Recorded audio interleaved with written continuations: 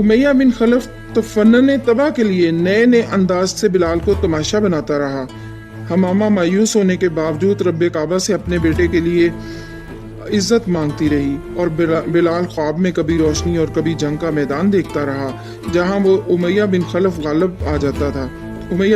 پر غالب آ جاتا تھا۔ وقت اپنی مخصوص رفتار سے گزرتا رہا، رباح کا انتقال ہو گیا تو بلال کی غلامانہ ذمہ داریوں میں اضافہ ہو گیا۔ خلف بن وہب دنیا سے رخصت ہو گیا تو اس کا منصب، اس کی دولت، لونڈیاں اور غلام، تجارت، زراعت کی زمینیں، استبل اور پانی کے چشمے امیہ بن خلف کی ملکیت بن گئے۔ وہ اپنے باپ سے زیادہ سخت گیر، تند مزاج اور تشدد پسند تھا۔ وہ صرف اطاعت چاہتا تھا اور کچھ نہیں کے جواب میں ہر سختی، ہر ظلم کرنا اپنا حق سمجھتا تھا۔ اس کی فطرت سے رباح کا فرزند بچپن سے واقف تھا اور ظلم سہنے اور سختیاں برداشت کرنے کا عادی بھی۔ بارہا ذرا سی خطا پر اسے دھوپ میں کھڑا کر دیا جاتا، کبھی بھوکا پیاسا رکھا جاتا۔ یہ صرف ایک غلام کا مسئلہ نہ تھا، پورے طبقے کا تھا۔ سبھی غلام اپنے اپنے آقاؤں کی زیادتیاں سہنے کے عادی تھے۔ ان کے جسم بھی مجروح تھے اور روح بھی، لیکن ان کے دکھوں کی داد فریاد نہ تھی، کیونکہ دنیا سے صداقت و سچائی اور نیکی کا تصور ہی مٹ چکا تھا۔ اب انسان زندگی کے ہر شعبے میں اصلاح ہدایت کا محتاج تھا، اور قادر مطلق نے اس ضرورت کی تکمیل کا اہتمام کر لیا تھا۔ ایسے میں سب سے پہلے جن ہستیوں کو ایمان کی توفیق عطا فرمائی گئی، ان میں 7واں نمبر رباح اور حمامہ کے فرزند بلال کا تھا۔ امیہ بن خلف کے زر خرید غلاموں کی اولاد خود غلام اور بے توقیر انسان۔ شاید یہ پہلا واقعہ تھا جب ایک حبشی غلام کو عزت و محبت کے ساتھ مخاطب کیا گیا تھا۔ کوہ صفا پر گونجنے والی آواز بہت پہلے ہی اس غلام کے دل میں اتر گئی تھی۔ مکہ کے ایک تاجر کے توسط سے اس آستانے تک رہنمائی بھی نصیب ہو گئی۔ وہیں اس حبشی غلام نے اپنا پورا نام سنا تھا، بلال بن رباح۔ اس دن ایک خدا پر ایمان لانے اور رسول صلی اللہ علیہ وسلم کی اطاعت کا عہد کرنے کے بعد زندگی میں جیسے ایک بہت بڑا انقلاب آ گیا تھا، اور واقعی یہ سب سے بڑا انقلاب تھا۔ اسلام کی ابتدا ہوتے ہی مخالفتیں شروع ہو گئیں، جن کا نشانہ غریبوں کو بننا پڑا۔ خصوصاً زر خرید غلاموں کی حمایت کرنے والا کوئی نہ تھا، لہٰذا جہاں تک ممکن ہوتا یہ مجبور لوگ اپنے دین کو چھپانے کی کوشش کرتے۔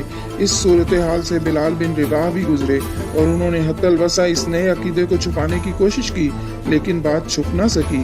اس دن وہ چلے جا رہے تھے کہ گھوڑوں کی ٹاپوں نے متوجہ کر لیا۔ انہوں نے دیکھا امیہ بن خلف سامنے سے گھوڑا دوڑائے چلا آ رہا تھا، اور آج وہ گھوڑا اس کے ہاتھ میں تھا جو غلاموں سے زمینوں پر کام کراتے وقت استعمال کرتا تھا۔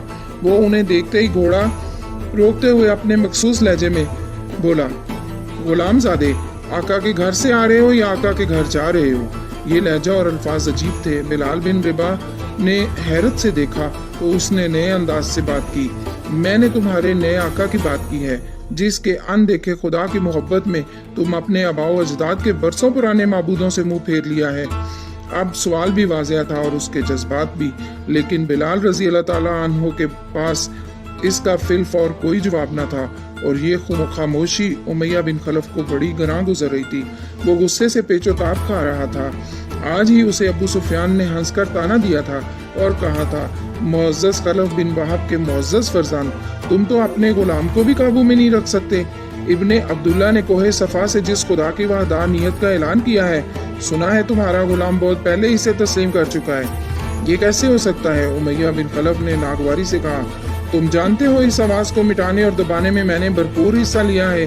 کیا میرے ہی گھر سے میرے ہی غلام اسے تقویت دے سکتے ہیں؟ دوست، ابو الحکم نے کہکا لگایا، تم نے بہت بعد میں اس آواز کو دبانے کا اعلان کیا ہے، لیکن تمہارا یہ غلام بہت پہلے سے اس سے لبیک کہہ چکا ہے۔ ہم نے خود اسے وہ عبادت کرتے دیکھا ہے جو ابن عبداللہ کرتے ہیں۔ یہ تانا سن کر امیہ بن خلف کی آنکھوں سے چنگاریاں نکلنے لگیں۔ وہ گھوڑے پر سوار ہو کر صراط کی زمینوں کی طرف چلا جہاں بلال بن رباح کا چھوٹا سا گھر تھا، لیکن نہ جانے کس کی خوش نصیبی تھی کہ بلال بن رباح راستے میں ہی مل گئے۔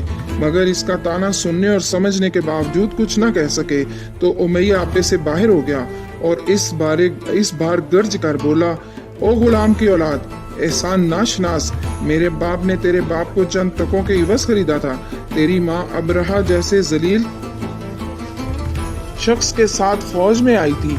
हमने तुमको रोटी दी, जगह दी, बरसों किफालत की, और तूने मेरी इजाजत के बगैर दीन बदलने का फैसला कर लिया। ये हमारी ही नहीं बल्कि हमारे माबूदों की भी तौहीन है।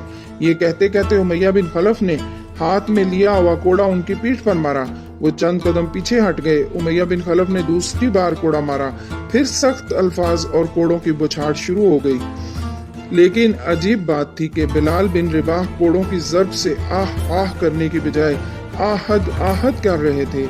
इस सूरत हाल से रास्ते में एक शोर बपा था। राह चलते आम लोग ही नहीं बल्कि मौजूजीन भी जमा हो रहे थे, और इन सब को उमैया बिन खलफ की इस मार से ज्यादा हैरत बिलाल बिन रिबाह के मुंह से निकलने वाले उन अल्फाज पर हो रही थी। इस किस्म की मार देखने के तो वो आदी थे, लेकिन इन अल्फाज के आदी न थे जो उनके मुंह से अदा हो रहे थे।